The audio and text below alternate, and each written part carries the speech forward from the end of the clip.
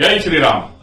धर्मवीर छत्रपती संभाजी महाराज विरचित राजनीतीवरील ग्रंथ बुधभूषण अध्याय 1 श्लोक क्रमांक 171. द्वात्रिंशदशन द्वेषी मध्ये भ्रमसी नित्यशः तदिदं शिक्षिता केन जिह्वे संचार कौशलम. अर्थात हे जिह्वे म्हणजे जीव. हे जिह्वे शत्रूंप्रमाणे असणाऱ्या 32 दातांमधून संचार करण्याचं तुझं हे सामर्थ्य हे वाखाणण्याजोगं आहे. ही निपुणता, ही कुशलता तू कोणाकडून आणि कधी शिकलीस असं या श्लोकाद्वारे शंभूराजे नमूद करतायत. इथे शंभूराजांनी अन्योक्ती अलंकार वापरलेला दिसतोय. अन्योक्ती अलंकार म्हणजे काय हे मी मागच्या एका व्हिडिओमध्ये सांगितलं होतं. थेट संदेश न देता हिंदवी स्वराज्यातील रयतेला एखाद्या नैसर्गिक वस्तू, एखादा नैसर्गिक निसर्गातला एखादा प्राणी, एखादा पक्षी याच्या मार्फत त्याचं उदाहरण देऊन संदेश द्यायचा. जसं इथे जिभेच्या मार्फत जिभेचं उदाहरण देऊन हा संदेश दिलेला आहे, लढण्याचा, जिंकण्याचा.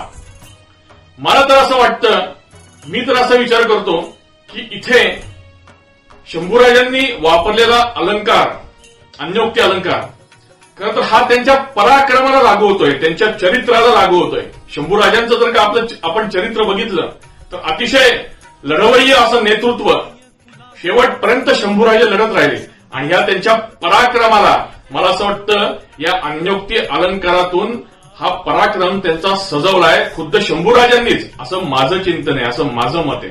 कसं ते मी आपल्या समोर मांडतो. शत्रूप्रमाणे असणारे 32 दात औरंगजेब ज्या दिवशी तख्तावर बसला तिथपासून त्याच्या 32व्या राज्यारोहणाच्या वेळेस शंभूराजांचं हौतात्म्य त्यांच्या वयाच्या 32व्या वर्षी झालं.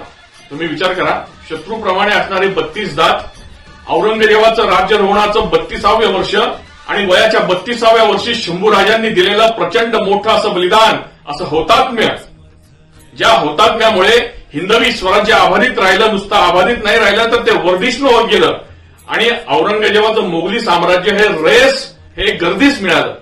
त्याची रया उतरून गेली पूर्णपणे.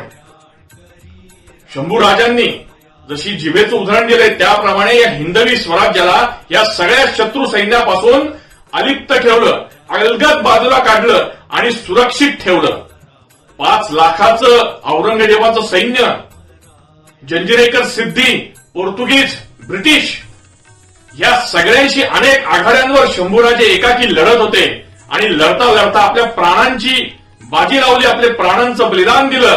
पण हिंदवी स्वराज्य मात्र अबाधित राखलं. त्यामुळे या जिभेच्या मार्फत खरं तर शंभूराजांच्या पराक्रमाचंच यथार्थ दर्शन या अन्योक्ती अलंकाराद्वारे आपल्याला इथं होत आहे. धन्यवाद.